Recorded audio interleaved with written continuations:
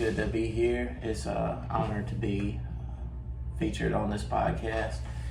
I want to talk a little bit about the trip that me and my wife made to Honduras. I've always been a supporter of missions. I've always loved the thought of people in other countries telling people about the love of Jesus. You know, in America, it's so easy to walk down the road. Everybody you meet pretty much is going to know about Jesus. They're going to know some idea of who Jesus is. But you go to these other countries, and man, some people has never heard of the name of Jesus. They don't know even what you're talking about. And it takes a special person to go overseas, to get out of their comfort zone, to go speak to people and tell them about the love of Jesus. Something I never really, thought I would do. I didn't really think I was much of a traveler. I never wanted to fly. I never had that desire. But, it's weird how God works things out. During COVID, the whole world shut down. I had the opportunity to start flying for just, personal, vacations and stuff. And I got to where I loved it. And God led me into ministry. And he's like, well, why don't you do this for me? It's like, oh, yeah. Ended up, God just set up the opportunity for us to go to Honduras. Seemed like everything was against us at first. It was very short notice. We didn't have our passports. Our passports were supposed to be in, I believe it was like 14 weeks or so. And the trip was going to be about 18 weeks when we found out. And then just through checking on our passports, I ended up pushing it back 2 weeks. So that literally put us 2 weeks before the trip. We didn't have any money saved up for the trip. It just seemed like, the odds were against us. But, we prayed and we believed it was God's will. The passports came in on time. And the amazing thing, we prayed and prayed. People gave sacrificially. Our church, Souls Harbor Apostolic Church, they really came out, supported us. Gentry Chapel Church, Tassler Church in Arkansas, they really came out and gave to the need. And I'll talk more about that later, about what came of that. But we ended up going with Brother and Sister Fox, our Mississippi district missions directors, and it was an amazing experience going down there. We got to go to the ALJC conference in Honduras, and the first night it wasn't really what I would say culture shock to me. We went to this nice hotel, nicer than what I expected. It was in an air-conditioned building where they had the first night of the conference, padded chairs. I just kind of felt like at home. The worship was a lot stronger, but besides that, it was just a normal service. But what really hit home to me was night 2. We drove out into the country to a place, La Redonda, and these people were coming in school buses in the backs of trucks, any way that they could get there. And we pull up to this plot of ground that had no walls, no air conditioning, no building. It was just floor, just dirt floor. And you could tell where they were building a church there. They had sheets with the ALJC embroidered on it, and that's where they had church at.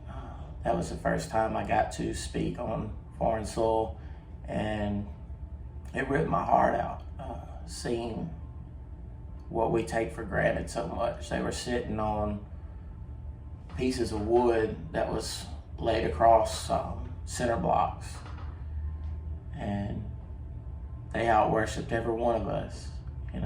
We're so accustomed to 3 songs, and then we hear the preacher preach, and we sit down and we go home. They go over there to have a move of God. We have great moves of God here in America. I'm just saying that so many times we take for granted the the things that we have.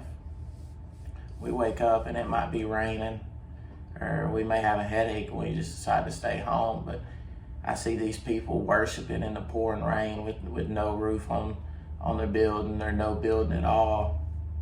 It really it shows me where their heart is. It shows me where our hearts potentially can be in America.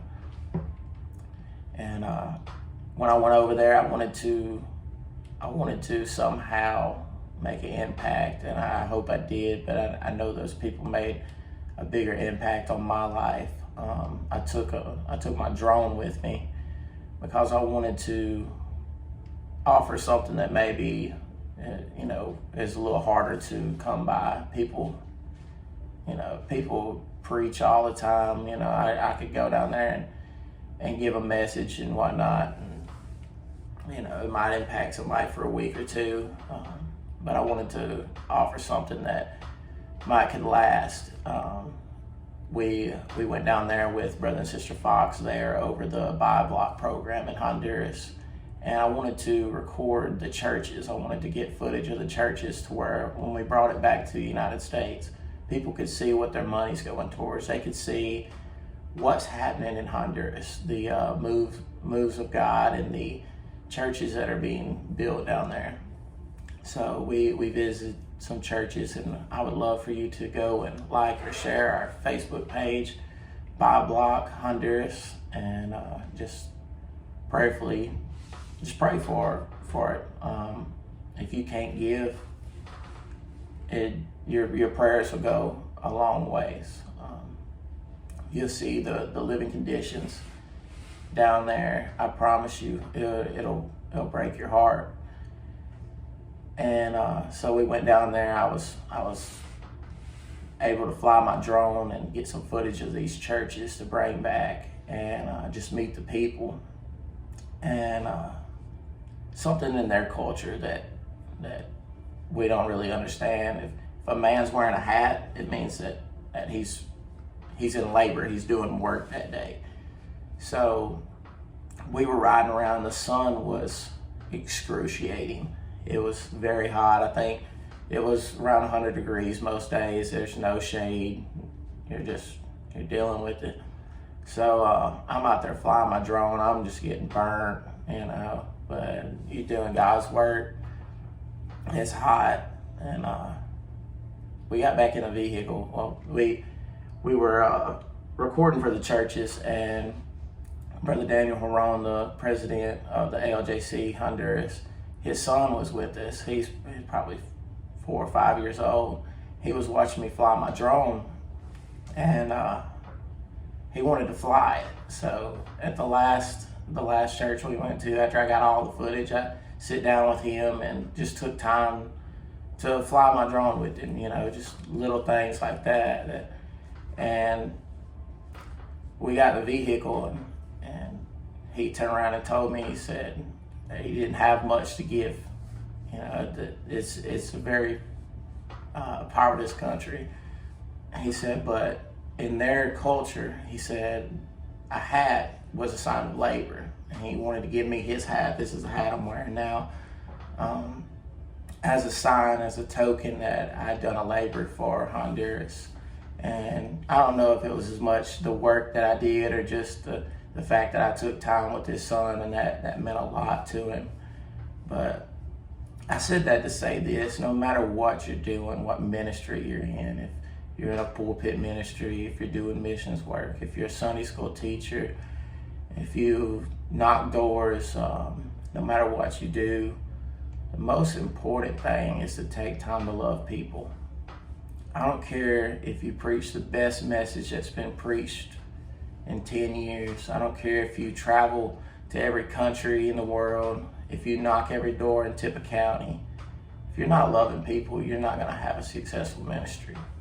If you don't have a love for lost souls, for the saints of God, for God's people, then what's pushing you in your ministry? What is pushing you to do more? Or what is your goal if you're not loving people? It's going to be selfish goals. It's going to be things that don't line up with God's kingdom. So I just ask you to evaluate your heart when you're in the ministry. What are your goals, and what are those lining up with God? I realize you don't care what stage you're on, what audience you're in front of, if you're there to love God's people. God can lead you anywhere in the world and use you in any capability if you're willing to love his people. There's no stopping to what God can do for you in your ministry if you're willing to love his people and to go that extra mile to just take the time to love somebody. I tell people all the time, a little bit of my testimony. Growing up, I didn't have a lot of friends. I didn't have a lot of people to hang out with.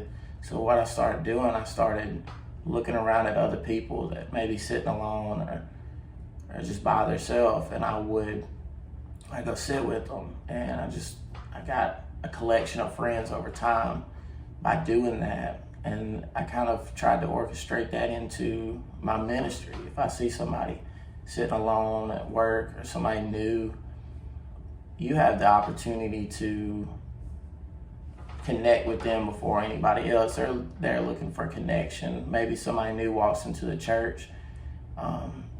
Just be the one to make that connection with them, because somebody is going to be preaching to those people. Somebody's going to connect with those people. And why not you?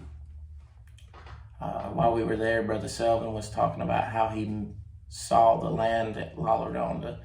He was going through a detour. They had shut the road down. He said he never went that way. But he was driving through the country, and he saw this community there. And he said, who's preaching to these people? Who's reaching these people? That's what I want you to ask yourself when you go to the grocery store, when you go to work Monday, when you go to school Monday. Who's reaching these people? Somebody's reaching them. Somebody is pushing their agenda, their propaganda, their religion, whatever it is that they're passionate about. They're pushing that on people. And so many times we stand back and we don't want to offend nobody. We don't want to hurt nobody's feelings. But, for the most part, I don't believe that God's word is there to hurt people's feelings. I don't believe loving people will hurt their feelings. If we go in the right manner, you can love people to Christ if you handle it the right way, because these people are getting preached to by somebody. Whether it's on the news, on Facebook, on social media, in movies. The world's trying to push their agenda. I think it's time that we need to be pushing God's agenda, pushing God's word into people's heart.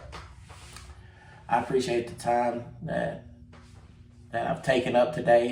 If you've listened to the end, I appreciate that. I hope that I've said something that sticks to your heart, that motivates you to do something in God's kingdom and just share the love of Christ with people. Thank you, and God bless you.